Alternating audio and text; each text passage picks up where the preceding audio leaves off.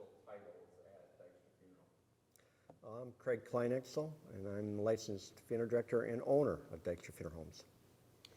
My name is Cort Kleinheksel. I guess my title would be funeral arranger, non-licensed, but I do a lot of different jobs. So. Excellent. Sound good then? Yep, I think that intro was I think I would like that. That was You think I'm a funeral? What would the title be? Perfect. So to begin, this is something that wasn't on the question list, but when you guys introduce yourselves to new people and say, well, I'm a funeral director, we work in a funeral home, I'm sure you get a lot of frequent comments or questions from people when you tell them what you do for a living. Could you share with us what some of those initial questions, comments, or reactions are? Talk to each other about that.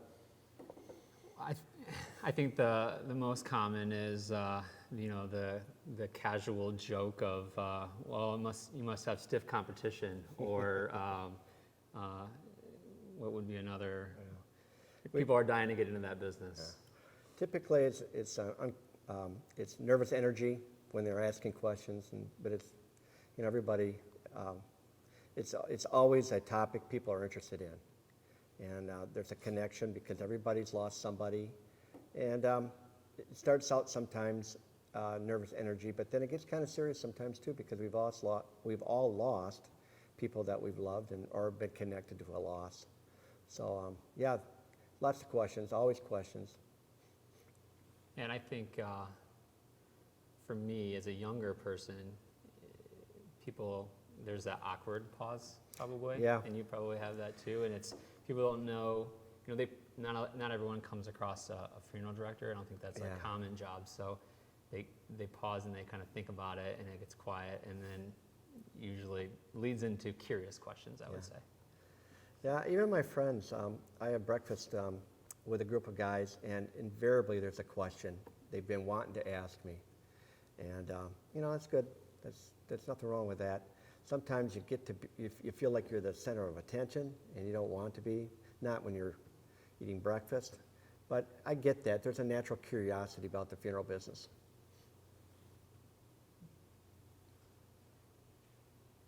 Awkward pause. So, Yeah. I figured that. what is it that you guys both enjoy most about your line of work? Well, I think that's easy, just meeting people. I know Cort said the other day that and it surprised me because we call it a first call when you first go to a home, if there's a death or a nursing home, first time you meet people.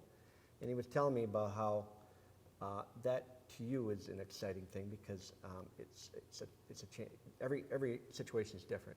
And when you get up in the morning and there's a family you have to meet, typically you don't know who they are, there's no connection, so it's always, I don't want to say a surprise, but it's always unique.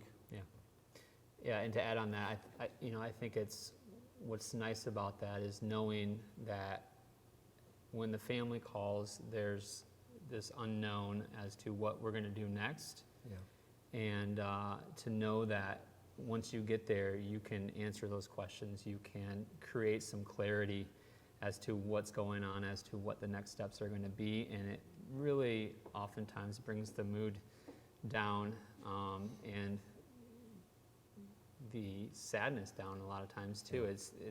It's someone that's there to help. Yep. And they feel almost relieved a lot of times, and I think to me that's it's such a cool position to be in, to be able to provide that to families who are scared and uncertain as to what's going to happen next. I think I agree. I think there was a time when I first started, I was anxious when I first meet people. What are they going to say? Am I going to be able to answer questions? Am I going to answer all their questions?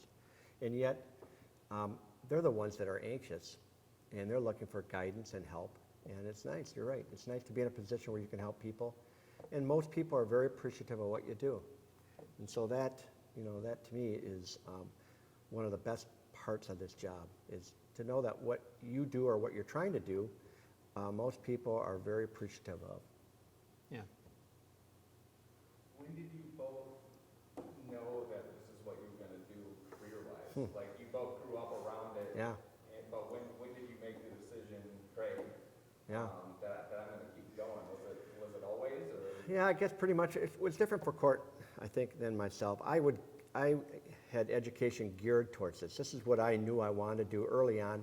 And I don't know why. I think it was just because it was an opportunity offered to me. It wasn't that I was pushed into anything, but my father encouraged me because he said, hey, this is an opportunity.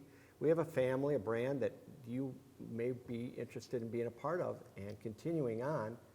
And I don't know, I just liked the idea of being around the funeral home. And, you know, we all started out mowing grass and washing cars, and you did too. All my kids actually had to do jobs like that in the beginning. And with me, it just clicked. I knew in high school already that's what I was going to do. For Cort, it was a little different, but I'm going to let him answer that. Well, I always tell people I still don't know if this is what I want to do, because I didn't go to school for this. But growing up in this business, like my dad said, it's we as kids we would mow yards, we would paint fences, we did all the odds and end jobs that you didn't want to do at the time, Sure. and so we did those, and I didn't like doing those jobs, so I kind of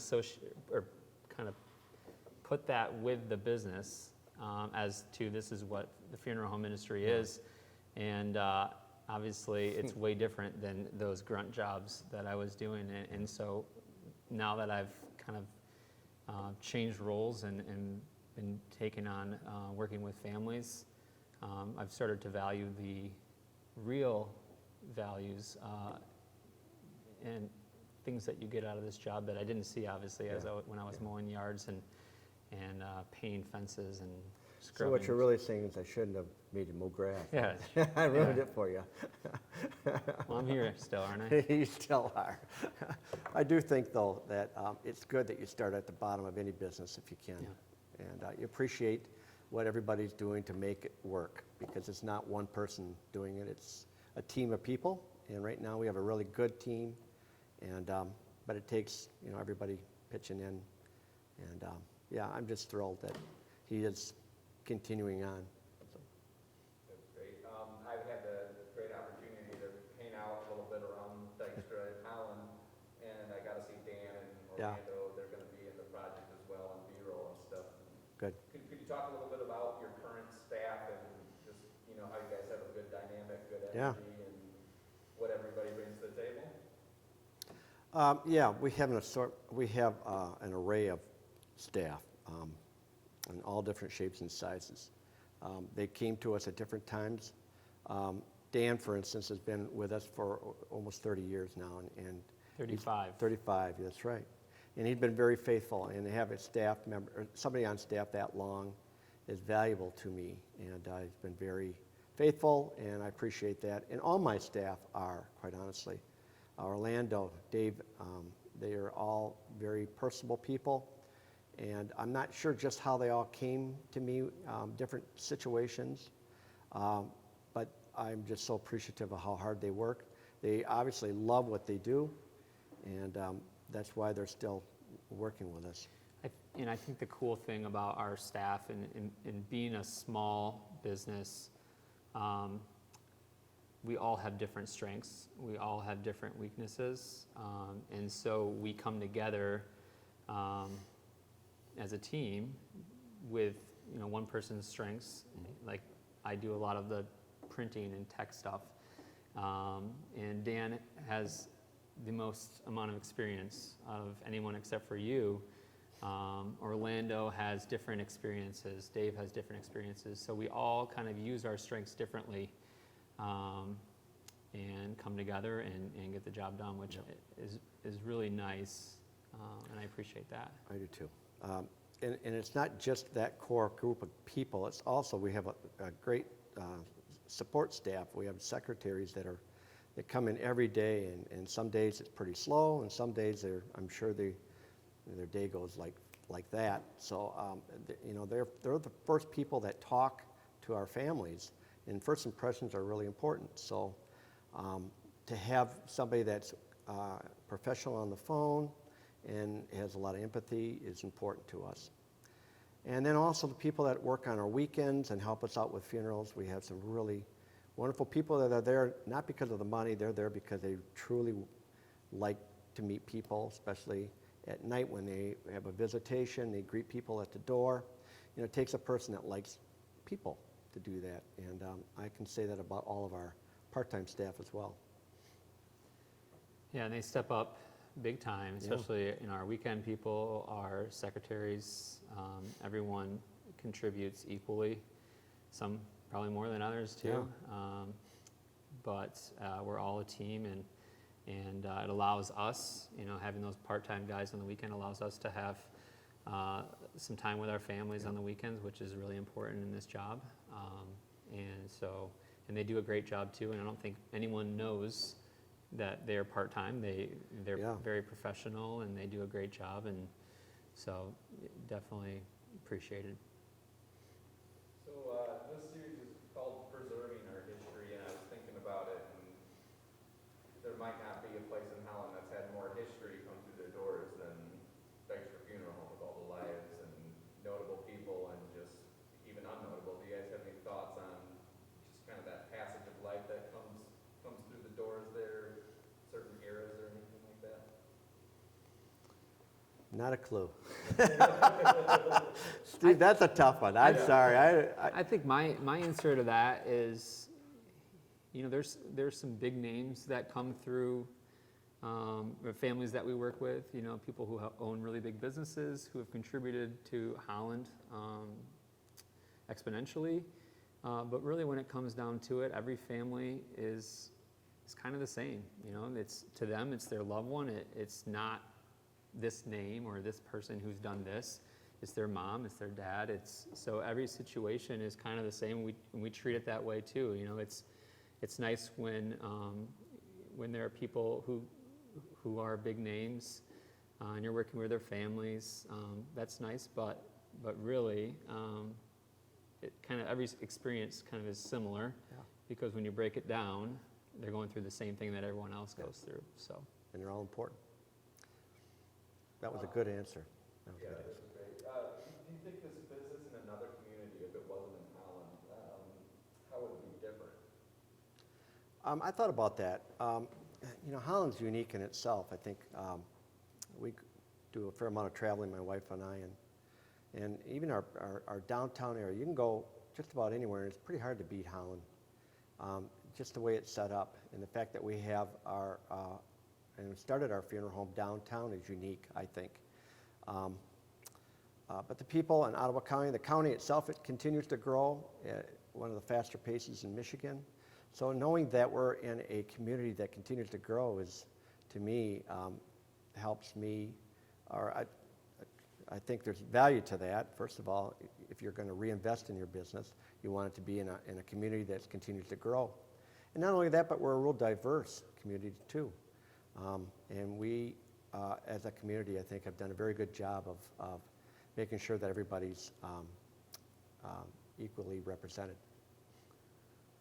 yeah, I think there's. Can you just wait for that clock for 1 second for me? Oh, sure.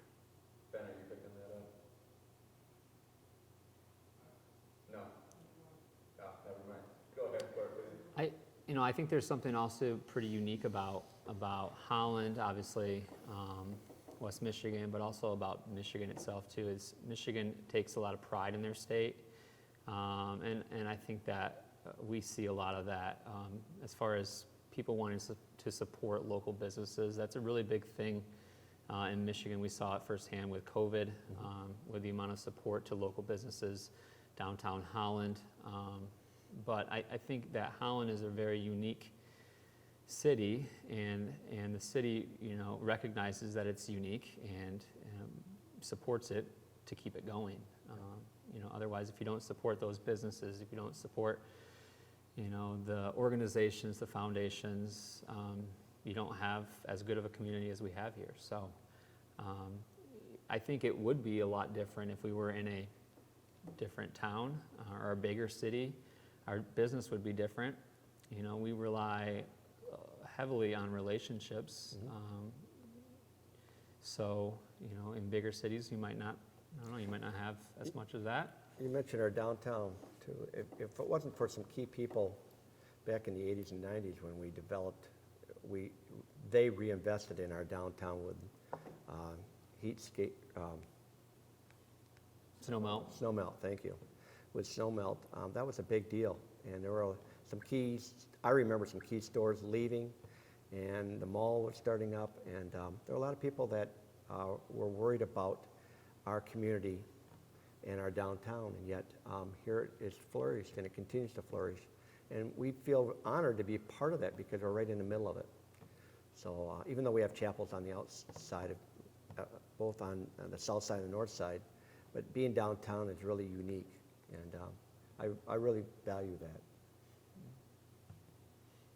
And it's a location you guys have been in forever, so Absolutely. you kind of got to see the community grow right around you. Yeah, that's right. Well, there's a time too where we thought, is it wise to have our business right downtown? But I think Cort feels very strongly about this too. Being downtown has got some real advantages. People, first of all, drive-by traffic. You have a lot of that in itself is real valuable to us. What about Hope College? Has the relationship with Hope College at all done anything for the business? I mean, you're right across. Yeah. Well, first of all, Hope College has been very valuable to our community, and vice versa. Just having a college close to our downtown is, I'm sure, for retail is important.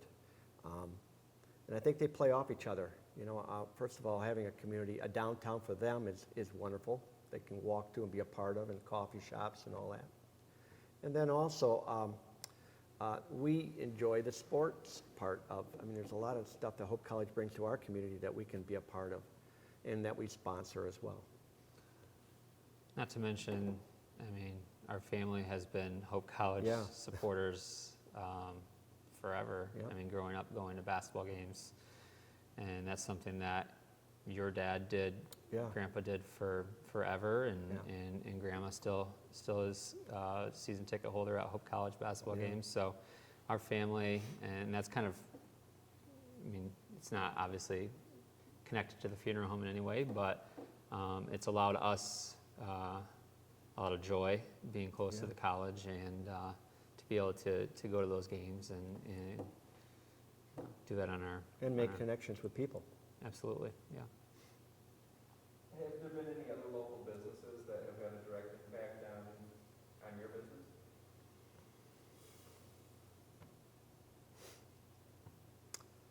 Don't have a clue. No, we Well, how would you answer that? well, we have There- one. Our industry is pretty unique, so it's not like there's funeral supply businesses all throughout Holland, but obviously part of our jobs is having luncheons, and so we work with a lot of restaurants. Sure. In that aspect.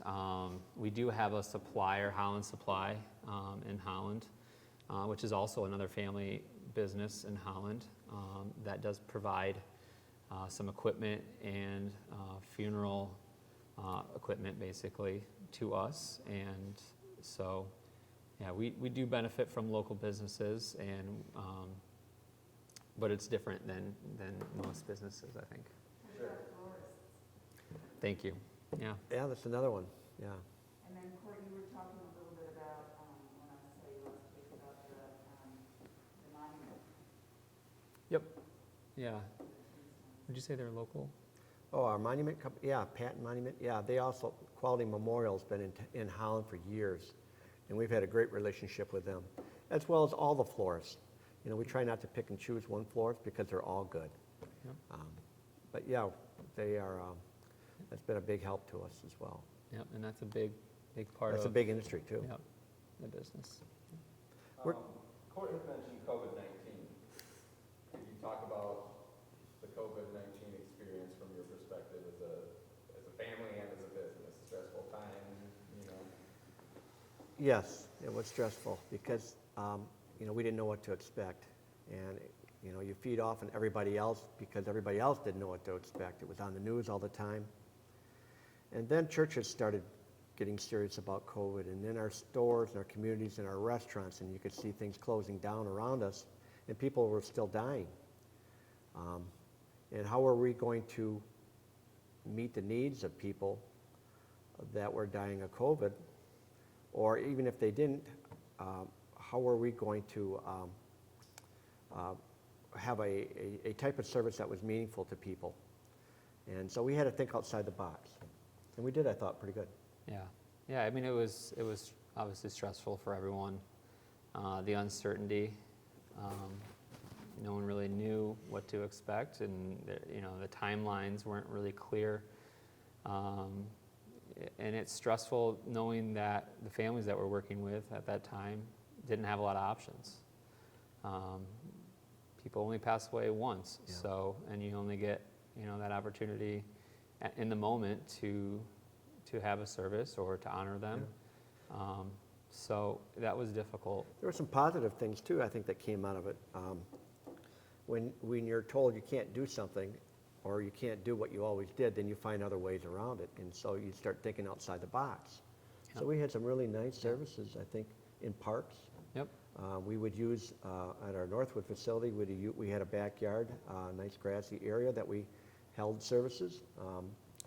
At cemeteries, instead of having just what you would typically call a graveside service, we would ask people to bring their lawn chairs, and I thought that we had some really nice services. Windmill Island, we had a nice service not too long ago. So, yeah, these were things that we wouldn't have typically done had it not been for COVID. Plus, it pushed people to invest in technology. Now, if you have a church that you're having a service in, the likelihood of them being able to live stream a service is now pretty likely. That's whereas true. before, probably having a camera wasn't as common. Yeah. So now, going forward, for those families who have family members that live outside of Holland and can't be at the service in person, there's at least an option for them to watch it via live stream. So that's been a positive to come out of this. One of the things that I think has been difficult,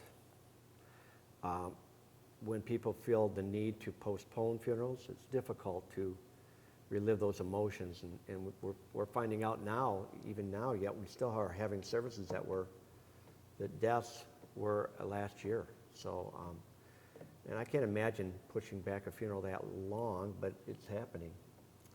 And when people choose memorial services as opposed to traditional burial, it gives you more flexibility. So that's another reason why we probably are seeing more memorial services being pushed back, and we're able to do that. Were there any laws or regulations that you guys had to adapt to amongst all the changes? We went for a while where I think that, I'm pretty sure the law was 15 people. Yeah, we were limited to the amount of people in our chapel. Inside the building Yeah. with masks. And we did a good job of abiding by those restrictions. We had to do it, obviously, but what he was saying earlier is we kind of found different ways to include more people. So fortunately, when we had, in the thick of COVID, it was in the summer, we had a really nice summer weather-wise. So we were able to have a lot of outdoor services, a lot of gravesides, because we were restricted and we couldn't really do anything inside. But there was a time where we were heavily restricted, and it was Tough. yeah. Even cemeteries at that time were requiring, restricted amount of people. Social distancing. They had, I think a 10-foot distance between person to person. So that was. It's also tough because I think, people came at it from different ways. Some people chose to ignore it and didn't see a real concern about masks. And then there are other people that, they were very conscious of it, and they were concerned about other people and not wearing masks. So everybody felt a little differently about it. Could you, Sorry. Did you find yourself having to deal with the political part of it and having to be neutral? Well, our job is to try to provide the best service to the family that we can. So, absolutely, Yeah. it was political because not every family views politics the same way either. So even amongst just a immediate family, Yeah. it was political. So I think you learned that there's some, at least for me, there were some topics you didn't broach, just because you just wanted to stay neutral. but the restrictions, that it was probably better to have that. I mean, Oh, because absolutely, yeah. then we're not having to take Yeah. sides. Yeah. So, Because we serve all, everybody, and everybody has their own political views, and everybody felt differently about COVID and still do to this day. What it kind of cost everyone was those large group gatherings, which is so, you talk about the importance of people you see every day, people you haven't seen in years, the gathering that takes Yeah. place at a funeral home. I mean, I tell families, I think one of the most important things during the whole process is to allow people to come and express their sympathy to you. And you got to provide an event of some way to do that, because if you don't, and you don't do anything, people aren't going to maybe hear about the passing, but they're also, every time you come in contact with Yeah. that person, Yeah. it's going to be that first meeting. So it's going to be uncomfortable for both people. It's going to be for the person who lost a loved one, it's going to have to be explain, what happened, or even telling them that this person passed away. For the other person, asking that person who lost a loved one, how are they doing, and then feeling uncomfortable Yeah. when they tell you that they passed away. So when you have a visitation or a funeral or any event, and just allow those people to come, it kind of gets that all out of the way, that first initial meeting and greeting, so that the next time you meet with them, it's not as uncomfortable. And I think that's the most important thing. That's the one thing that people didn't get with COVID. The services, we had some really nice services. I think people noticed that even very intimate, small services were beneficial and helped them through the grieving process. It didn't have to be huge, so that I think that missing that large crowd Yeah. opportunity was difficult. I think probably the worst part. I think you're right. My biggest thing when I talk to families is it's not necessarily where you have the service or the length of it or how many people are invited, but the fact that you're taking time out and memorializing somebody that made an impact on you. It doesn't have to be in a church, it doesn't have to be in a funeral home, it could be in your backyard. But I think with COVID, it brought that out to the forefront. I think it magnified the importance of that, and that's important. Last COVID question, Craig, would you say that was the biggest wrench thrown in the gears of the business in your career? That I remember, yeah, because it was so long. I mean, we all thought it was going to be a month or two out, maybe 3. Then it was the entire summer, and then we were into fall, and then next year, and we're still dealing with it. So yeah, I think that was probably the most stressful thing that I ever had to deal with. Just check through my notes real quick to see if there's anything. Hey Ben, is he tapping too much? I'm hearing some tapping, I'm also wondering if the table itself is pretty big. Oh, yeah, we're kind of pushing on it, so okay. All right. I'm always thinking of you, Ben. Cort, when you're answering Steve's questions, direct your eye line to your dad. Oh, sure. It'll work out better for that. Versus looking at Steve. Yeah. Okay, sorry. Thanks, Tim. And same for him to me? You guys both have the unique experience of growing up in the business and in the funeral home. Could you talk about some of your, some memories that stand out for both of you growing up in this unique situation?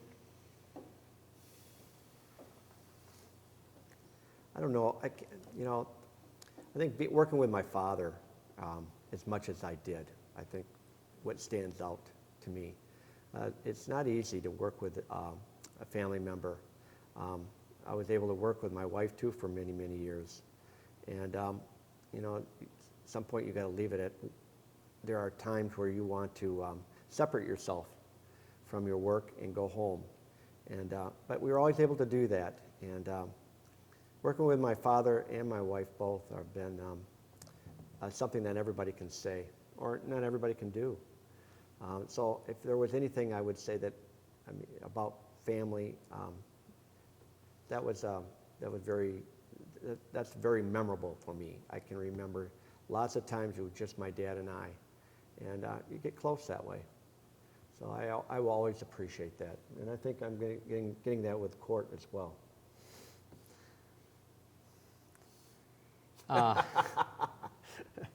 How do I answer this? He rolls his eyes. Well, the question was, Growing up at the funeral home, Yeah. he kind of took it to his relationship with his father, so Yeah. you could, extend that to your Yeah. relationship with grandfather or your father. well, so obviously I haven't worked here as long as you have, and I've only been here, 5, 6 years, going on 6 years now.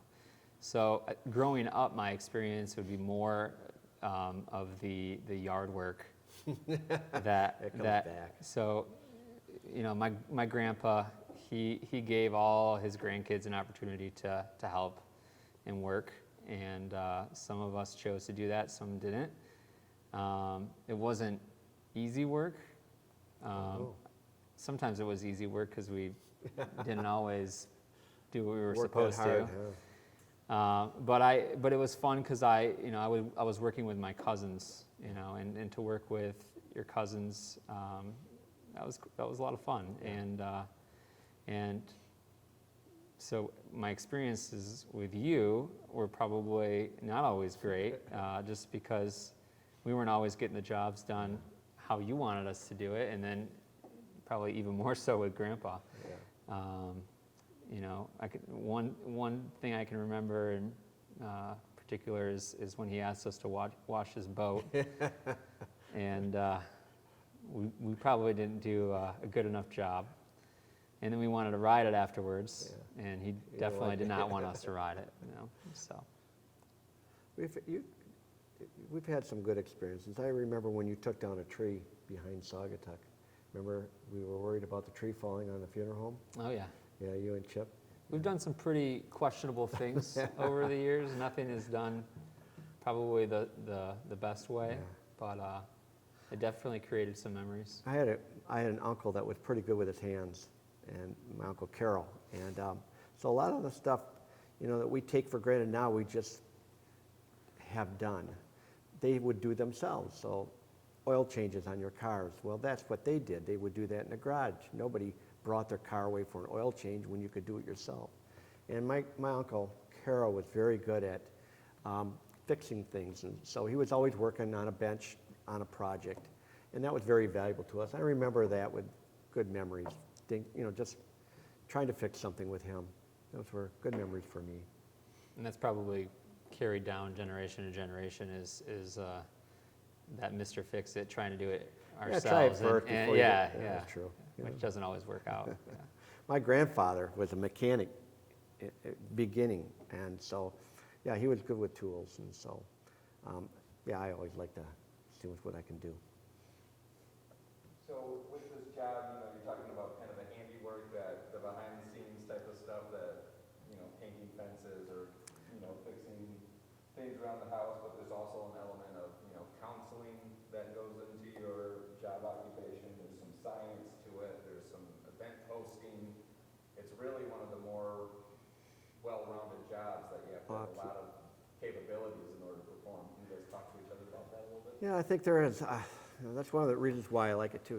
When you go to work in the morning, you're not sure exactly what you're going to be doing, and it's a variety of things. There's always something to be done. So you're never bored. If you want to, there's something to be done. And I kind of like the versatility of maybe fixing something on the building that's broke, and the satisfaction knowing that I can do that, and then meeting a family or working in the back. It's always it's very unique, and it's never boring. Yeah, there's probably a reason why funeral directors mow yards in their suits or dress pants with their dress shirt on and that's pretty common, and I've seen you do that numerous times because you go 1 minute from mowing a yard to 5 minutes later having to meet with a family or have to Yeah. go on a death call or Yeah. something like, so it's, and that's something I really enjoy about the job too, is the uncertainty and the day can change at any time. Yeah. You might think you know what you're doing that day, but it doesn't take long before that all changes and you're doing something completely Yeah. different than what you thought you were going to be doing, which I kind of enjoy that. It's I do just, too. There's the variety. there's no day-to-day grind. It's not the same every single day. It's different, which is Sometimes which is I, nice. I go to bed thinking, man, if I knew all the stuff that I would have to do today, I probably would not have gotten out of bed because I can't believe I got all that much done in one day's time.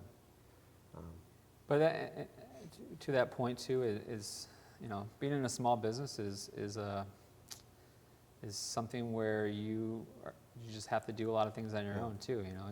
You can't always afford to hire someone to do everything for you. So there's a lot of times where you're fixing things, or you're mowing the yard, or doing washing those a car. odds and end job, washing cars, Yeah. just because we're still a small business Yeah. and And I like to can't do it always because have- if I do it, then I know that my employees will also either feel guilty or, they're only going to work as hard as you do. So if you kind of take the lead, they pick up on that and then they know what I'm going to expect. So, yeah, I think that's another reason why I like to do stuff like that, because it gets everybody else involved and they see that I'm doing it, they know it's got to get done, and that's what I expect. Would you like to see future generations of your family continue on with this business? Are you wanting me to ask these questions? I haven't been asking these questions in that Oh, way. if Are you could okay? introduce that into a, Okay. Okay. or You've been waiting to ask me this? No. Oh. No. Well, You're setting me no, I up. haven't. No. there's a way, you could. So do you feel like you want to see more Kleinheksels Oh, absolutely. doing this job? Oh, absolutely, yeah, why not? Well, first of all, what you have to remember is that I didn't see you coming. I didn't know if you were going to be part of this business or not. And so I was looking down the road thinking I was going to be the last Kleinheksel. And that gives you a funny feeling because you feel like you're kind of selling out to the family, that you are going to be the one that closes the door or takes sells out. And so when I found out that you were interested in coming back and taking over, that made me feel like it was all worthwhile. And to think that maybe one of my grandchildren, whether it's a grandson or granddaughter, could be a part of that, it's a real, it's a real gift to give a business that's growing, and to think that your family's going to take over, that's very important to me. Yeah. One of the things I think I valued so much about the family business is the fact that there was no pressure to get into it, and obviously welcoming anyone that wanted to be a part of it, but not pushing people into making that decision. To me, I think that was something that, and Grandpa didn't do that either. No. Whatever. This is such a unique business. It's not for everyone, and to let each person make that decision, whether or not it is for them or not. I really valued that, and if we can offer that to my kids or any other of your grandkids, and not push them, but let them make that decition for themselves. Yeah. I think that would be nice, but we Yeah, won't know it until was that day hard comes. not to do that, because everybody, I think every father would love to have, or mother would love to have their child take over. So, it's just worked out, it's been a blessing. It's just worked out so nice. It is a unique business, though, because you don't really know the values of the business until you really are hands-on working full-time. Yeah. You're not, to me, it wasn't something that I would even consider really much because Because I you was haven't experienced mowing it. yards. Yeah, I mean, you don't experience the, when people say to you, that was just what I needed, or you were really there when I needed you. there's something about that feeling that until you have that, you don't understand. Right. And I'm sure you get that where you're talking to families that my dad talked to at some point, and they probably say, I remember your dad or your uncle. And I mean, that continuity is valuable to me. And I get that a lot. Opening doors at funeral home, and people look at my name tag and they see that it says Kleinheksel, and they say, you must be Vic's son or grandson. And the smile or just the comment that they make, oh, I'm so happy that another Kleinheksel is working here now, to me is I get really that all nice the thing. time. I get all the time. They say, is that your son, Cort, that helped us? And I go, yeah. And they say, you know what, that's really cool that the next generation is stepping up. And I get that all the time. And it's a great feeling. You guys may have just answered this, but what keeps you going in this business?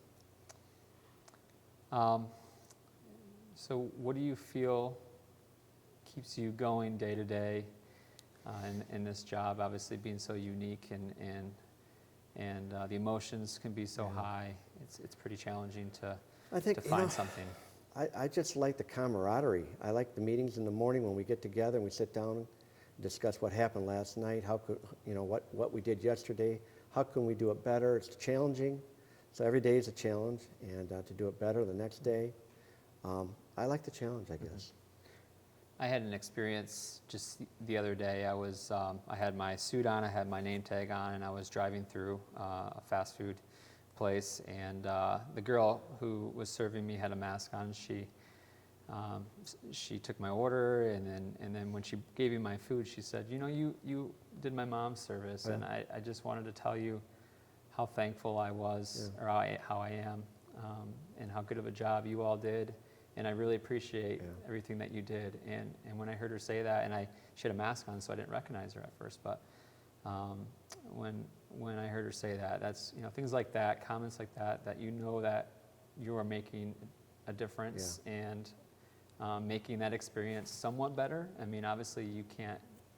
It's not going to be perfect, but just making it the best experience that you can possibly make it, for me, keeps me going. It's not uncommon to have families come in and say, the reason why we're here is because you served our family when so-and-so passed away, or we lost a child or something.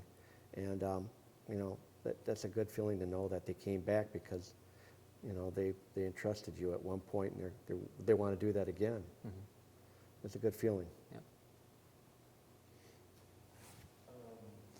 This is my last one for this setup, but what have been some of the biggest changes in the industry over the course of your career?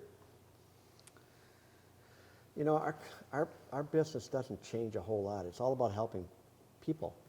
Maybe the types of services we have, and we're seeing more cremation versus burial, so we're seeing more memorial services, and we're doing some things visually with audio visuals and slides or videos, I should say, we didn't see before. So technology has changed, but still people are, people want a service, and typically they're religious service, and they're meaningful. And Cort had touched on visitations and giving people a chance to come in and express how they feel with families. That is all the same. That hasn't changed a bit. That would be my answer. I would say, obviously cremation is becoming more common, and immediate cremation especially. So for us, a challenge, just to provide a good service, a valuable service, something that's worth people coming to, and when they leave, saying that it was a positive experience or they had a positive experience with that service. That's the challenge, is to make sure that the experience is good. Because if it's a bad experience, obviously it's a bad experience losing a loved one, but if it's a bad service, then they're less likely to want to have a service on their own. So for us, we depend on repeat business with families, and if they see that what they purchased was valuable, then we would hope that they would come back when the time calls. True.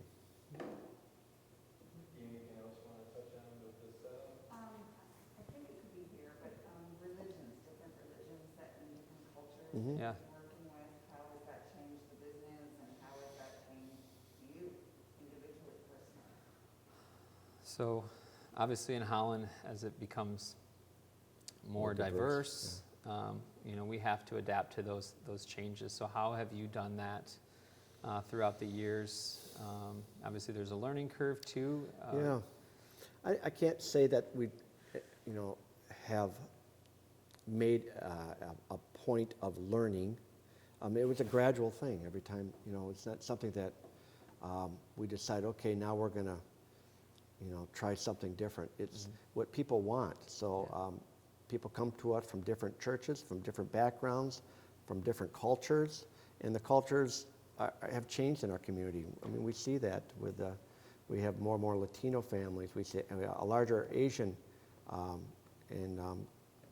so we're seeing different diversities, and we just have to adapt to that and basically give them what they want. So we've seen some, probably because of our Laotians and Vietnamese communities, we're seeing more Buddhist services that we've probably didn't have 15, 20 years ago. So there are some changes.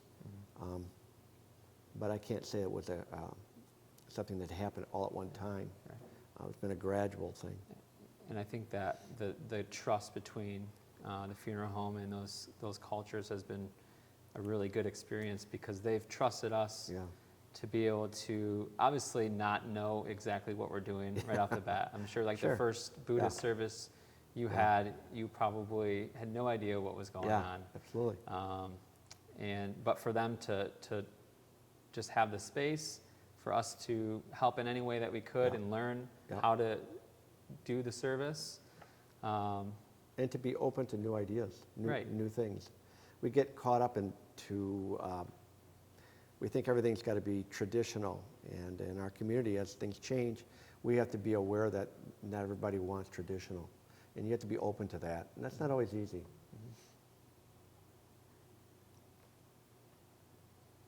Great job, guys.